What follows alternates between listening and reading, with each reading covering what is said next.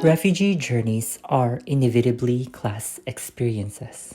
However, very little attention has been paid to class as a way to understand forced migration. In this video, we show two specific ways in which class intersects with other power relations to impact refugee selection and sponsorship in Canada.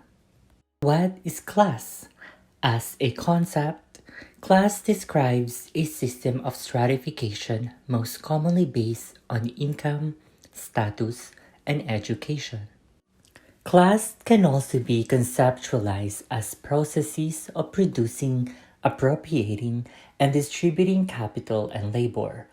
Class intersects with gender, sexual orientation, age, religion, race, disability, etc., to determine different degrees of oppression and privilege associated with a person or group's social identity and location.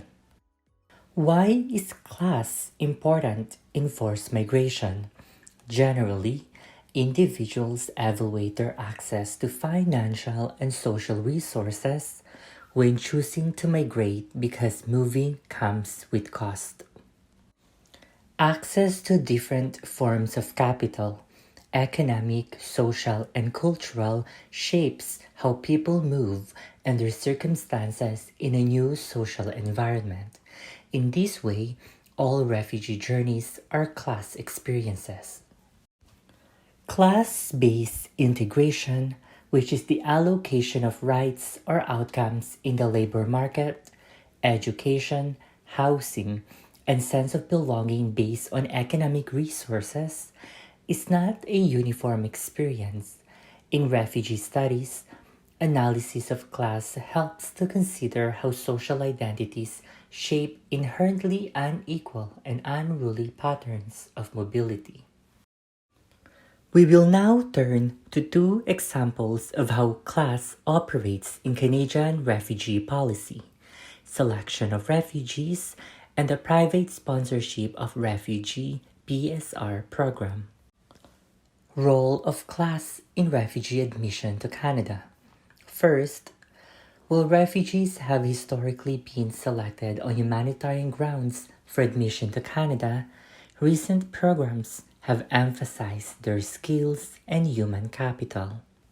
For example, the Economic Mobility Pathways pilot, launched in 2018, prioritizes refugees who have in-demand skills identified by provincial governments or private employers. According to the Canadian government, this initiative aims to combine refugee resettlement and economic immigration. The blurring of humanitarian and labor market objectives raises a larger question about the commodification of refugee admission. A second example of the way class operates in Canadian refugee policy and programming relates to the private sponsorship of refugee PSR program. As the name suggests, private groups of individuals can sponsor refugees to come to Canada as permanent residents. Here again, class is an important determinant of the eligibility of sponsors to participate in the PSR program. The financial capacity of a group of 5 to sponsor a refugee is assessed by reviewing their family size, employment history, and tax returns. Beyond income support, private groups of 5 sponsors must also draw on their social and cultural capital to demonstrate their capacity to settle refugees. The class identities of private sponsors, language ability, level of education, and breadth of social networks play a significant role in the success of sponsorship applications and shape the integration outcomes of sponsored refugees. In summary, class plays an integral role in shaping the social identities and positions of different groups of migrants. There is a limited understanding of class identities and its implications in forced migration.